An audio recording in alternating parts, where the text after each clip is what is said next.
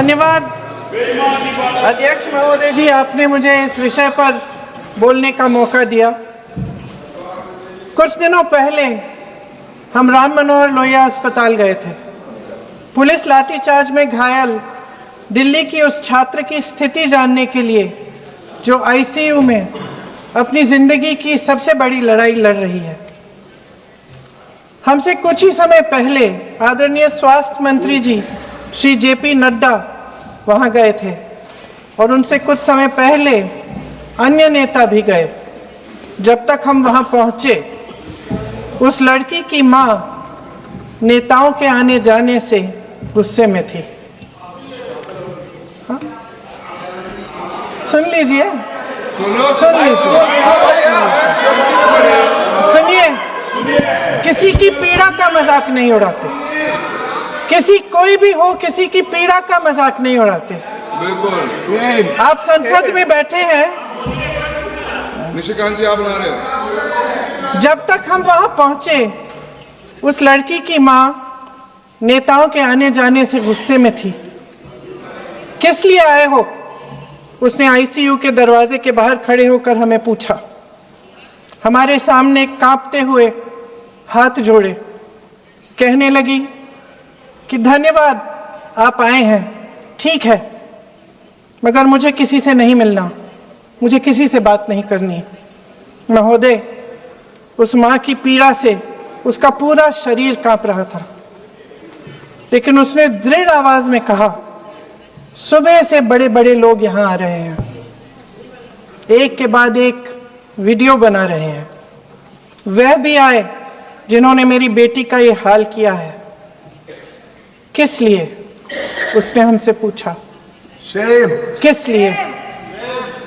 मेरी बेटी की बलि तो चढ़ गई है, लेकिन उसे कुछ भी हो जाए तो मैं उसके लिए अपने आप लड़ूंगी।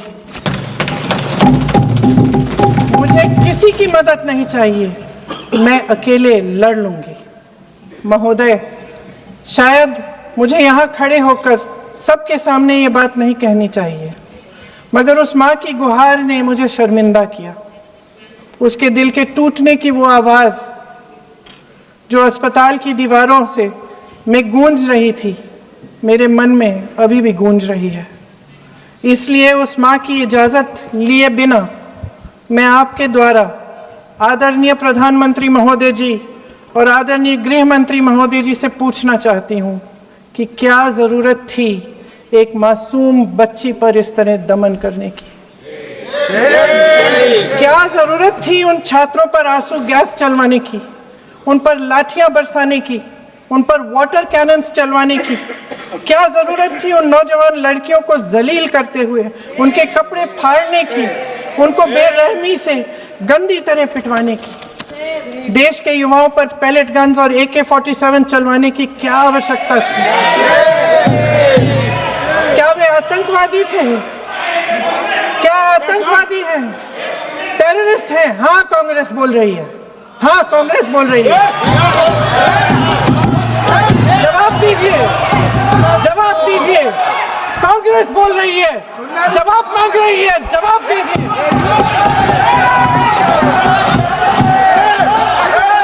कौन जवाब देगा? कौन जवाब देगा? गृह मंत्री जी जवाब देंगे। किसने ऑर्डर दिया? किसने ऑर्डर दिया पैलेट गन्स चलाने के लिए? किसने ऑर्डर दिया? आपके माध्यम से मैं पूछती हूँ अध्यक्ष महोदय, किसने ऑर्डर दिया? प्रधानमंत्री जी ने दिया? गृह मंत्री जी ने दिया? जवाब देंगे? पूरा देश पूछ रहा है, सिर्फ कांग्रेस पार्टी नहीं पूछ रही है, पूरा देश पूछ रहा है। अध्यक्ष महोदय, देश के माता पिता पूछ रहे हैं, छात्र पूछ रहे हैं, अध्यापक पूछ रहे हैं, पूरा देश आज ये पूछ रहा है। और आपकी जिम्मेदारी बनती है कि आप इस सवाल का जवाब दें। क्यों डरते हैं आप इस देश के नौजवानों से? क्यों डरते हैं आप इस देश की बुलंद आवाज से? और उस आवाज को दबाने का हक आपको किसने दिया है? महोदय, ये सदन यहाँ बैठे हुए सांसदों की जागीर नहीं है, ये इस देश की अमानत है। यहाँ बैठे हम सब, इस देश की जनता, इस देश के युवाओं, बुजुर्गों, गरीबों, अमीरों और सब धर्मों, सब वर्गों के देशवासियों के सेवक हैं। हम उनके प्रतिनिधि हैं और ये सत्ता हमें उन्होंने ही दी है। इस देश का संविधान हमारी सर आंखों पे, इस देश का लोकतंत्र सर्वोपरि है। इसे ध्वस्त करना पाप है। यह करोड़ों जनता हमसे सिर्फ एक चीज मांगती है, जवाबदेही। इंग्लिश में इसे अकाउंटेबिलिटी कहते हैं। हमें सत्ता देकर, हमें यहां तक लाकर सिर्फ उसकी ये गुहार है कि जो हम करें उसकी भलाई के लिए करें, और अगर उनके साथ अन्याय हो तो हम उनके प्रति जवाबदेह बने और उन्हें न्याय दिलवाएं। पिछले दिनों हजारों बच्चे सड़क पर उतरे। उन्होंने अपनी पीड़ा व्यक्त की। गांधी जी के दिखाए हुए रास्ते पर अहिंसा और सत्य को अपने दिलों में रखते हुए, गाते, मुस्कुराते हुए शांतिपूर्वक प्रदर्शन किया। लोकतंत्र के सबसे पवित्र सिद्धांत के तहत उन्होंने अपनी आवाज उठाने का अधिकार कायम किया। ये उस भारत के बच्चे हैं जो गांव में रहते हैं, जो महानगरों में रहते हैं, जो छोटे कस्बों में, छोटे शहरों में रहते हैं, जहां माँ अपने गहने बेच देती है, पिता अपनी जमीन गिरवी रख देता है, एक परिवार अपनी पूरी जिंदगी की कमाई बच्चे के सपने पर खर्च देता है। और अब उन्हीं बच्चों को लगने लगा है कि आज इस देश में मेहनत से ज्यादा बेईमानी मायने रखती है, मेरिट से ज्यादा पैसा मायने रखता है। तब सिर्फ एक छात्र नहीं हारता, उम्मीद हारती है। इन परेशान बच्चों ने अपनी उम्मीदें आपसे साझा की। उनकी मांगे क्या थी? कि पेपर लीक करके उनके साथ जो बार बार अन्याय किया जा रहा है उस पर कार्रवाई की जाए, कि जो सिस्टम उनके भविष्य को कुचल रहा है उसे सुधारा जाए, कि जो माफिया उन्हें घेरे हुए है उसे हटाया जाए, कि जिस मंत्री के कार्यकाल में यह सब हुआ वह इस्तीफा दे, कि उन पर बर्बरता करने वालों पर कार्रवाई की जाए और उसके लिए माफी मांगी जाए। बस यही उनकी मांग थी ना, कि जो शिक्षा और स्वतंत्र अभिव्यक्ति का अधिकार उन्हें संविधान ने दिया है उसे कायम रखा जाए। महोदय, हमारे एजुकेशन सिस्टम में कुछ समय से बहुत खामियां भर चुकी हैं। बच्चों पे जो प्रेशर डाला जाता है उसकी वजह से सैकड़ों बच्चों ने आत्महत्या कर डाली है। उससे भी ज्यादा बच्चे डिप्रेशन में डूब रहे हैं। परिवारों पर बच्चों को पढ़ाने लिखाने के लिए घूस, capitation fees, tuition fees, coaching fees आदि के घिनौने दबाव हैं। लोन लेने पड़ते हैं, सामान बेचना पड़ता है और उसके बावजूद कोई गारंटी नहीं कि उनके बच्चों के भविष्य मजबूत बन पाएंगे, क्योंकि बेरोजगारी चरम पे है। इस सरकार ने रोजगार पैदा करने वाले सभी सेक्टर्स को लगातार कमजोर किया। एग्जामिनेशन सिस्टम खुद फेल हो गया है। पिछले दशक में 152 पेपर लीक हुए, 750 करोड़ छात्र प्रभावित हुए, मगर एक भी दोषी, एक भी माफिया को सजा नहीं।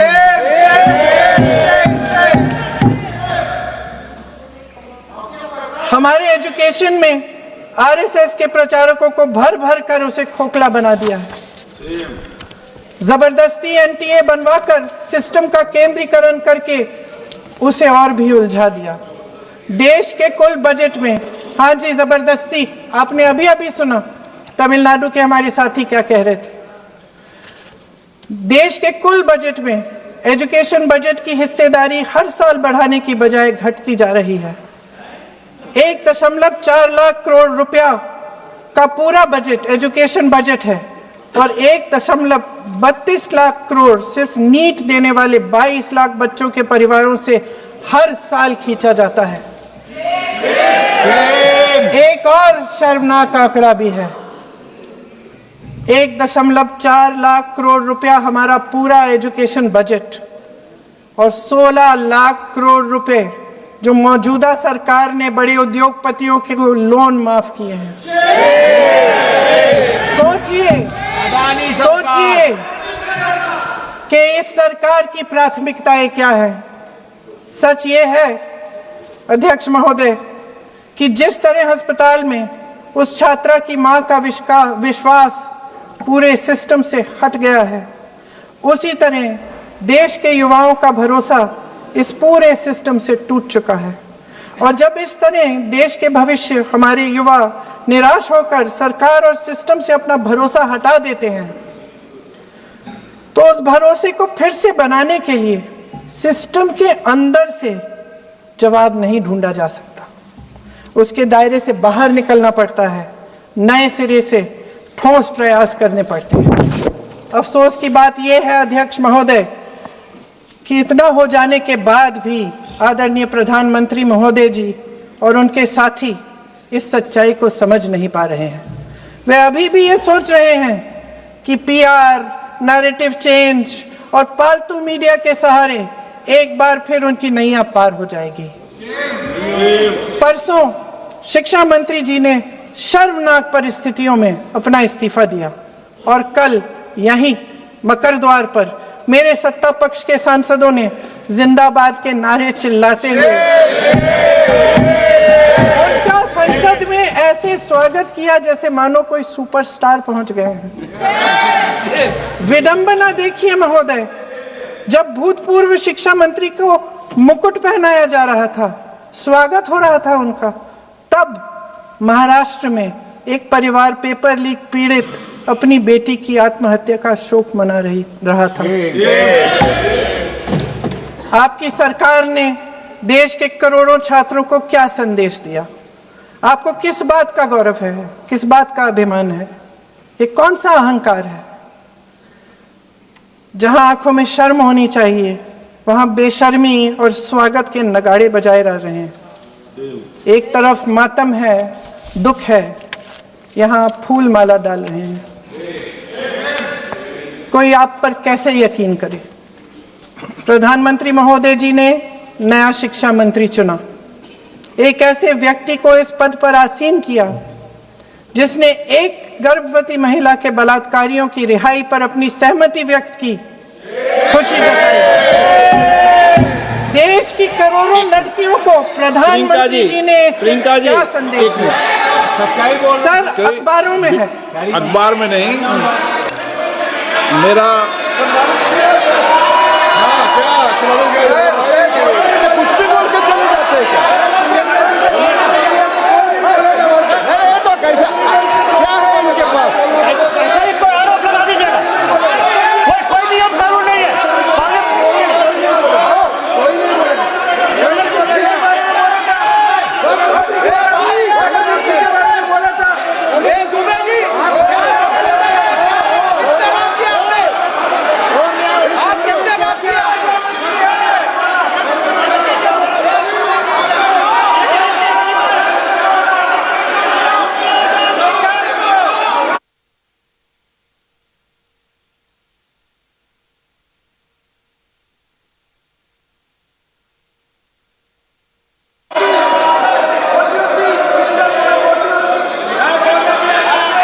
अध्यक्ष महोदय जी, जो श्रीमती प्रियंका वाड्रा गांधी जी बोल रही थी, तो बीच में उनके वहाँ से भी टोका टोकी पहले भी हुए, हमारे यहाँ से भी हुए थे।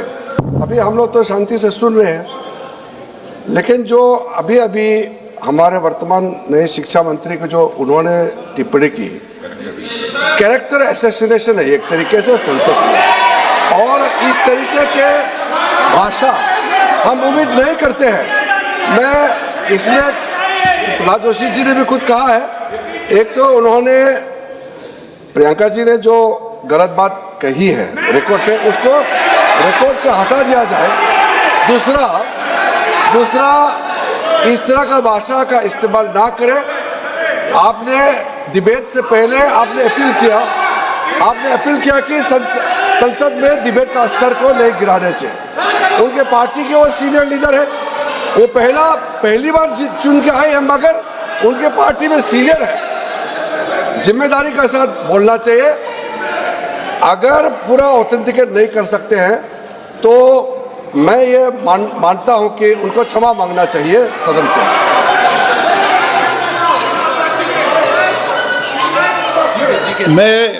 मेरा मत ये सदन के अंदर, ये सदन सर्वोच्च लोकतांत्रिक संस्था का सदन है, इसका एक एक शब्द हमेशा रिकॉर्ड में रहता है। मैं माननीय सदस्य से आग्रह करूंगा कि बिना तथ्यों के हमें इस तरीके के सदन के पटल पर बात नहीं होनी चाहिए।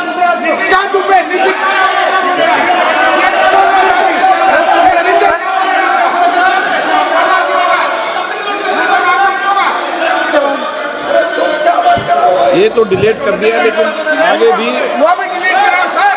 ये तो किसी का बोलता वो भी ये सीधे क्या बोल रहा था, बैठक क्या कर रहा था सीधे सर जो प्रहलाद जोशी जी ने बिल्किस बानो के बलात्कारियों की रिहाई पर जो बयान दिए, उसका प्रमाण मैं आपको दे दूंगी, मैं भेज दूंगी।